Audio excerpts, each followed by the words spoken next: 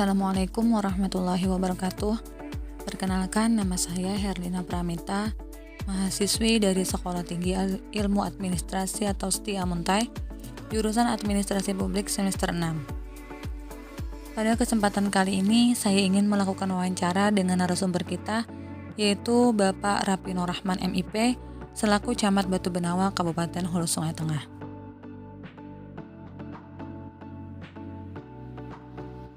Assalamualaikum warahmatullahi wabarakatuh.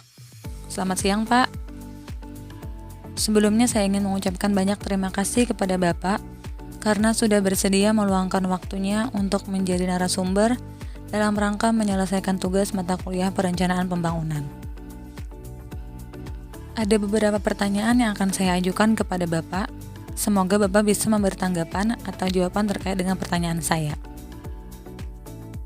Yang pertama, apa persepsi Bapak tentang pembangunan di daerah, khususnya di Hulu Sungai Tengah, atau pembangunan tingkat provinsi atau pembangunan nasional yang sedang berjalan atau berlangsung saat ini, Pak? Nah, jadi untuk pembangunan di daerah Hulu Sungai Tengah atau pembangunan tingkat provinsi atau pembangunan nasional, yang pertama kita bicara dulu tentang sinergi antara pembangunan di kabupaten, provinsi, dan pembangunan nasional. Jadi kalau menurut persepsi saya yang terjadi saat ini, pembangunan kita antara daerah, provinsi, dan nasional itu sebenarnya terlihat belum terintegrasi. Untuk pembangunan di daerah Hulu Sungai Tengah, mungkin di sini kita fokus ke Hulu Sungai Tengah saja karena kan ini kan kita saat ini berada di daerah di Hulu Sungai Tengah. Mungkin untuk provinsi dan nasional saya tidak berkomentar tentang pembangunan di situ. Pembangunan yang terjadi saat ini itu kalau kita lihat sebenarnya asas dari perencanaan holistik, tematik, integratif, dan spasial itu kita sebenarnya belum membangun dengan seperti itu. Jadi contohnya seperti ini, di saat kita melakukan pembangunan kita tidak berasas spasial, kita membangun di sana sini, tidak fokus di satu tempat. Pada akhirnya waktu kita mau evaluasi itu tidak kelihatan hasilnya. Harusnya kita memfokuskan ke satu saja, apa temanya,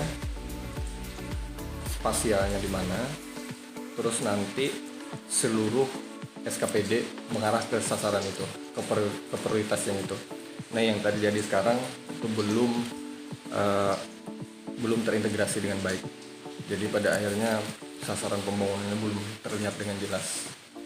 Nah, itu untuk yang nomor 1. Pertanyaan kedua, Pak, apa harapan atau keinginan Bapak tentang wacana atau rencana pembangunan di daerah kita, khususnya Hulu Sungai Tengah, atau pembangunan provinsi atau pembangunan nasional pada masa sekarang maupun yang akan datang?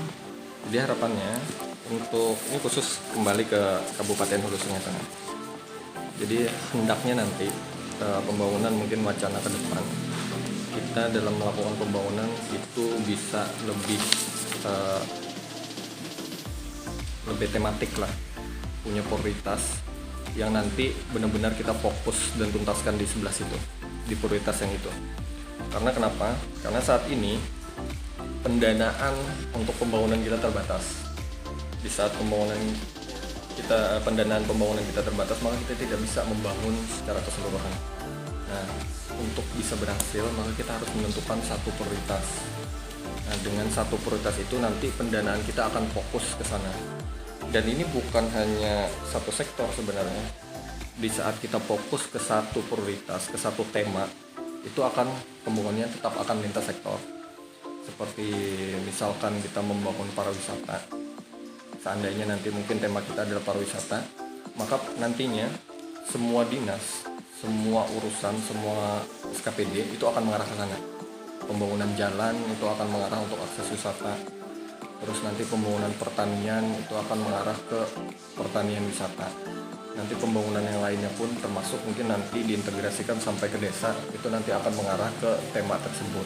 Nah, jadi kita punya satu sasaran yang sama, tapi nanti pada akhirnya semua lintas sektor mengarah ke sana. Nah, dengan pendanaan yang terbatas itu akan lebih efektif dan mengevaluasinya lebih mudah. Nanti hasilnya juga akan lebih kelihatan, hendaknya seperti itu. Termasuk nanti pembangunan yang di Kabupaten Hulu Sungai Tengah, di provinsi maupun nasional juga mengarah ke satu tema yang sama, satu prioritas yang sama, satu sasaran yang sama. Nah, dengan seperti itu nanti daya ungkitnya akan luar biasa. Selanjutnya Pak, yang ketiga, apakah pendapat Bapak tentang ancaman, tantangan, hambatan maupun gangguan atau yang sering dikenal dengan ATHG yang dihadapi dalam rangka pelaksanaan pembangunan di daerah di Hulu Sungai Tengah tadi, atau pembangunan provinsi atau pembangunan nasional baik dari unsur masyarakat, pemerintah, dunia usaha maupun LSM? Jadi yang terjadi saat ini salah satu pendampak pembangunan juga itu dalam kita merencanakan satu pembangunan itu akan berbenturan dengan banyak konflik kepentingan. Nah, hal seperti ini juga yang nantinya pada saat kita melakukan sebuah rencana yang teknokratik. Jadi rencana yang teknokratik itu ya rencana yang benar-benar berdasarkan analisis dan penelitian. Itu pada saat itu sudah kita buat, pada nantinya sewaktu kita melakukan perencanaan itu akan masuk nanti kepentingan-kepentingan dari luar. Itu yang mengganggu hasil dari analisis kita. Nah, jadi bisa jadi apa yang kita rencanakan dan kita laksanakan tuh pada akhirnya beda. Nah, bayangkan yang kita rencanakan aja itu belum tentu berhasil. Bagaimana yang tidak direncanakan? Hal yang seperti ini yang biasanya menjadi gangguan. Nah, ini sebenarnya terkait dengan mindset berpikir. Karena tidak semua orang, tidak semua unsur itu punya mindset berpikir tentang rencana pembangunan yang sama. Banyak mereka mengajukan sebuah rencana pembangunan itu bukan berdasarkan satu analisis, bukan berdasarkan dari teknokratik, tapi berdasarkan dari kepentingan. Itu yang menjadi kadang membuat pembangunan kita tidak berhasil. Selanjutnya Pak, yang keempat, apakah sumber biaya pembangunan di daerah kita khususnya Hulu Sungai Tengah atau pembangunan provinsi atau pembangunan nasional selama ini cukup? Dan bagaimana mengatasi biaya pembangunan apabila sumber biaya pembangunan tersebut tidak mencukupi? Kalau terkait dengan sumber biaya pembangunan di daerah khususnya Hulu Sungai Tengah, itu jelas sudah sangat-sangat tidak cukup, sangat-sangat tidak cukup ya. Kenapa tadi saya bilang di pertanyaan sebelumnya kita harus menentukan satu prioritas, karena kita tidak bisa membiayai seluruh pembangunan yang ada di Kabupaten Hulu Sungai Tengah. Nah, jadi saat ini sumber biaya pembangunan di Kabupaten Hulu Sungai Tengah ini berasal dari transfer pemerintah pusat.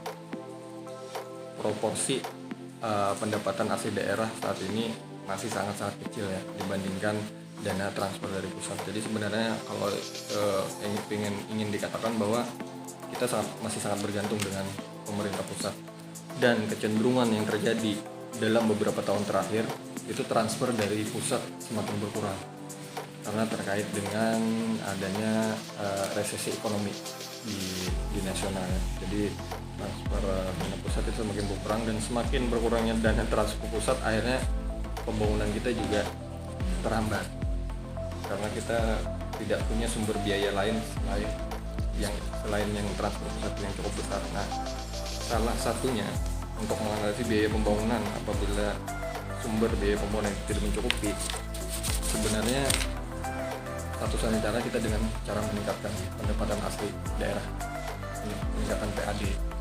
Namun untuk peningkatan PAD itu juga perlu sebenarnya dengan biaya yang besar. Nah, saya juga punya pemikiran sebenarnya, tapi ini sangat sulit direalisasikan. Seandainya misalkan dalam 1 tahun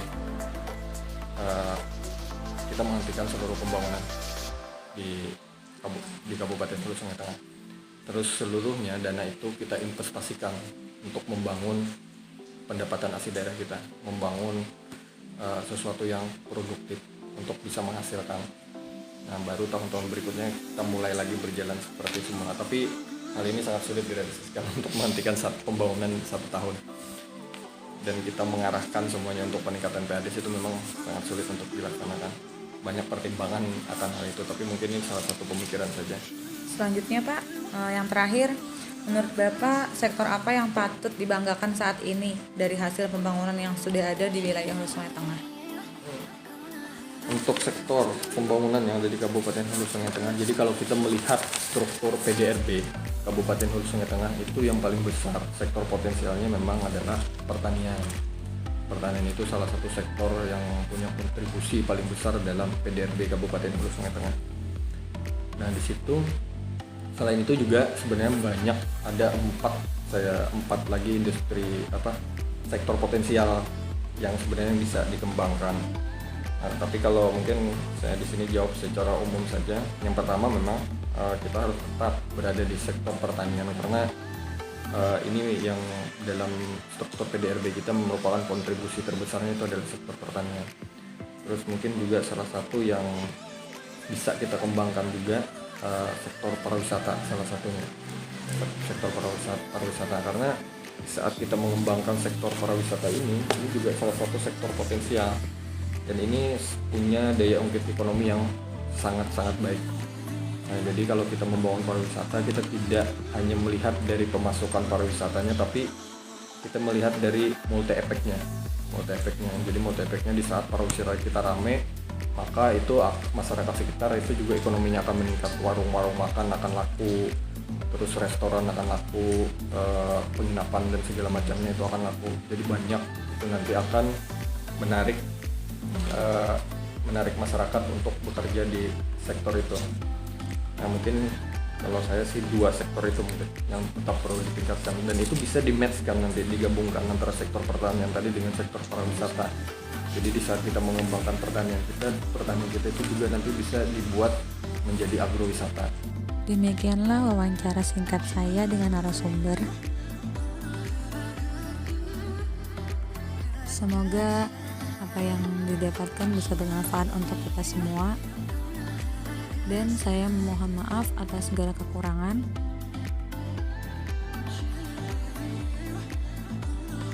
Saya akhiri dengan ucapan Wassalamualaikum warahmatullahi wabarakatuh.